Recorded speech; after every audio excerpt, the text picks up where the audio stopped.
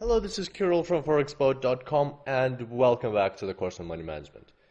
And today we're starting perhaps the most exciting section of this course, the Kelly Criterion. So if you've enjoyed what you've seen so far, then be prepared to be blown away. Alright, so you know how in the previous sections we were introducing Larry Williams and Ryan Jones, and we would talk about their background and things like that? Well, this time is going to be a bit different because there's a lot more people involved in the Kelly Criterion. And let's get started. So obviously it all starts with John Larry Kelly Jr., who was a scientist at the AT&T Bell Laboratories, and in 1956 he published a paper. And this paper had something to do with both telephone lines and investing.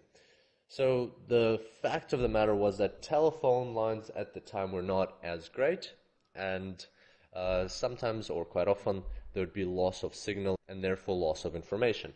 And so what Kelly was doing in his paper, he was examining a hypothetical situation where two people were talking on a telephone line, and one of them was advising the other one which horses to bet on in a race.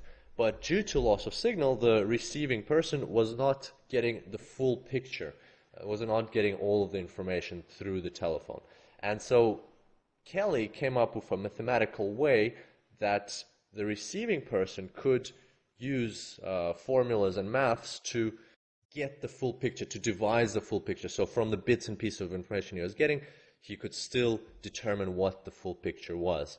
It was a really interesting paper. He published it with the help of Claude Shannon, who also worked at Bell Laboratories, but in his free time, Claude Shannon was a chair at MIT. And that is where Claude Shannon met Ed Thorpe, who was a professor of mathematics at MIT.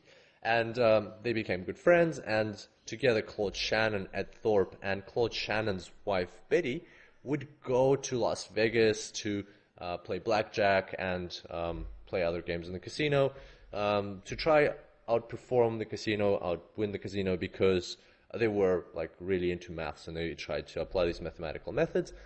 And that is when Ed Thorpe found out about John Kelly's paper. And so he decided to apply the Kelly Criterion in his casino engagement.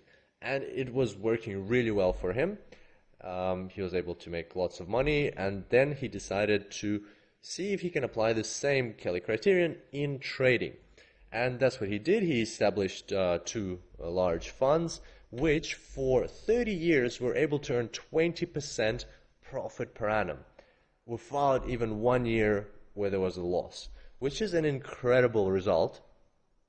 And therefore, in the same time, Ed Thorpe published a book which is called Beat the Dealer, which describes this, how he applies Kelly Criterion in his casino games.